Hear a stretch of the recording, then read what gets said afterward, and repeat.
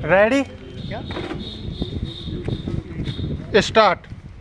बहुत मुश्किल से और लंबे वक्त में समाज में धारणाएं बदल पाती हैं। स्टॉप। अब समाज के एक बड़े हिस्से में यह कहा जाने लगा है कि बेटियां किसी भी क्षेत्र में बेटों से कम नहीं हैं। स्टॉप।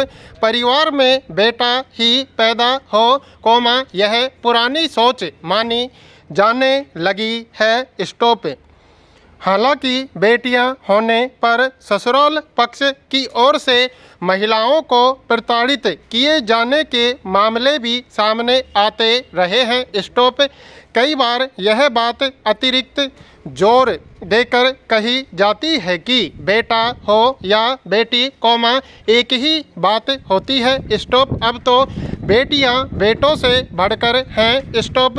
परवरिश और पढ़ाई से वे न केवल बेहतर इंसान साबित होती हैं, बल्कि अनेक क्षेत्रों में वे अपनी प्रतिभा का परचम भी लहराती हैं। स्टॉप। यह भी सच है कि बेटियां भावनात्मक और शारीरिक रूप से भी अभिभावकों का बेहतर ख्याल रखती हैं। स्टॉप। कई मामलों में, चाहे वह पारिवारिक हो या व्यावसायिक, सलाह मशविरे में बेटियां बेहतर भूमिका निभाती रही हैं। स्टॉप। विकसित समाज में इसे अब सहजता से कबूल किया जाता है। स्टॉप। पैरा। लड़की का पैदा होना पहले की तरह अब उतना बुरा नहीं माना जाता, लेकिन लड़का पैदा होने का आकर्षण अभी कम नहीं हुआ है। स्टॉप।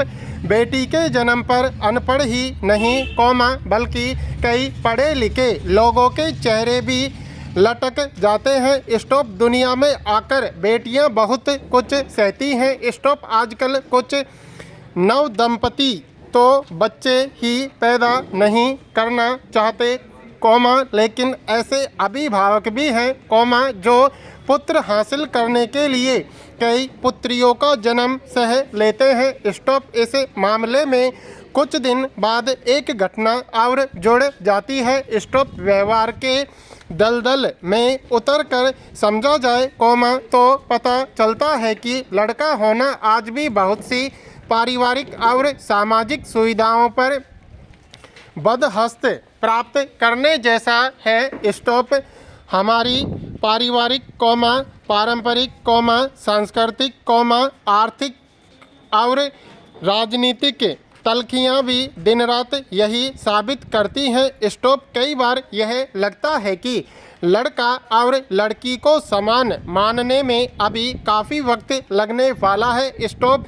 यह सच भी है। हमारे समाज में शास्त्रों और संस्कृति की लकीर पर फकीर बनकर चलने की बात भी की जाती है, जहां आमतौर पर पुत्र की ही बात होती रही है। स्टॉप। एक समय में राजाओं के यहाँ पुत्र पैदा नहीं होते थे, तो कुल गुरुओं से पूजा, हवन और यज्ञ करवाए जाते थे। स्टॉप। हालांकि, उन पुत्र रत्नों का विवाह कन्याओं से ही होता था, ताकि नए पुत्र रत्न भी पैदा हों। स्टॉप। फिर बेटियों का विरोध क्यों? प्रश्नवाचक। पैरा। आधुनिक दौर का चरम विकास भी बहुत से मामलों में चतुर इंसान की सोच में उचित बदलाव नहीं ला पाया है। स्टॉप। हैरानी इस बात की है कि जापान जैसे विकसित देश में भी ऐसा है। स्टॉप। ओलंपिक में खूब सारे पदक जीतने वाले देश की पारंपरिक सोच में बदलाव नहीं दिखता है। स्टॉप। उनकी पारंपरिक संस्कृति वैसी की वैसी रही। स्टॉप।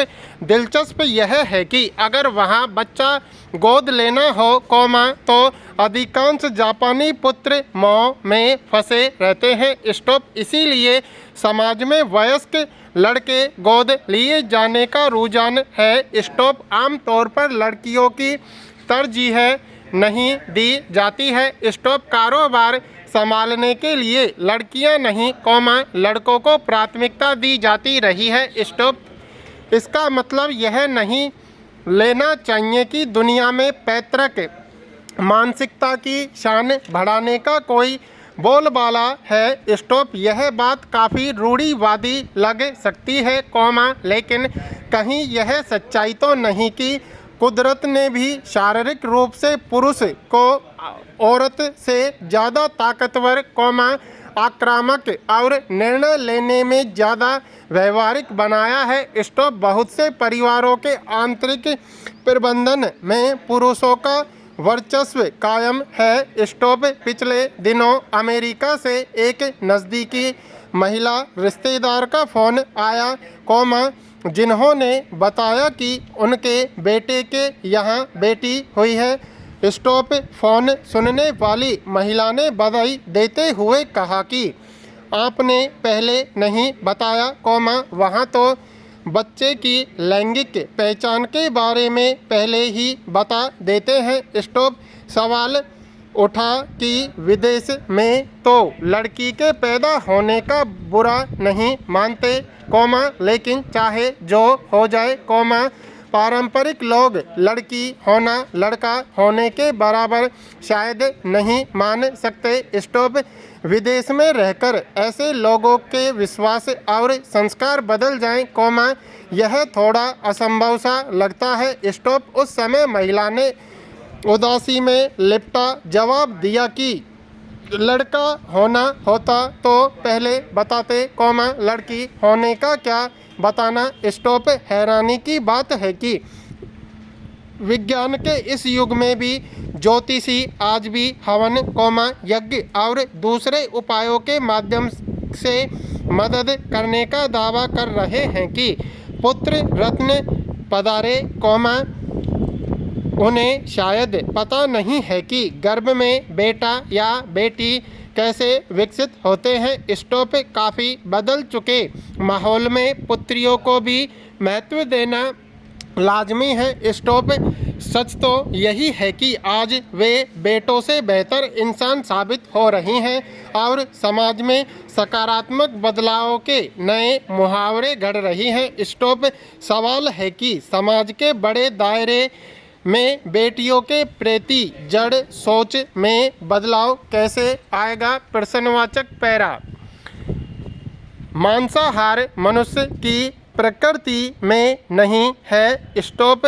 सृष्टि में केवल मनुष्य ही ऐसा जीव है जो इस नियम को नहीं मानता। स्टॉप। प्रकृति ने जिन जीवों को मांसाहारी बनाया है, उनके जबड़े की बनावट शाकाहारी जीवों से बिल्कुल अलग होती है। स्टॉप। कुछ लोग आहार को भी धर्म के चश्मे से देखते हैं। स्टॉप। सुखद है कि मॉस्को ने बकरीद पर किसी भी प्रकार के पशु पक्षियों की बलि पर प्रतिबंध लगा दिया। स्टॉप। भले ही इसके पीछे का मुख्य कारण वहाँ की सरकार ने सूखा पड़ना बताया हो। स्टॉप। यह सच है कि पशु पक्षियों की जान लेने से पर्यावरण संतुलन की समस्या उत्पन्न होती है। स्टॉप।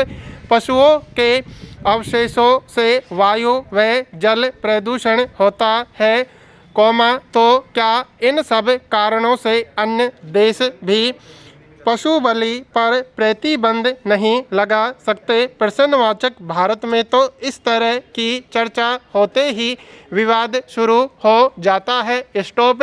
मगर इस प्रथा पर विराम लगना चाहिए। स्टॉप। पैरा।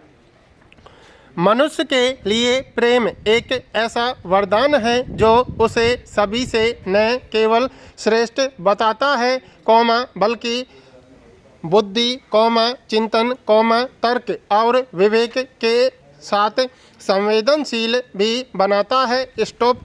प्रेम अहिंसा और संवेदना को प्रदर्शित करता है और मानव को ईश्वर के रूप में समर्पित कर देता है। स्टॉप। यह उजाले के साथ अंधेरे का भी अस्तित्व है। विराम।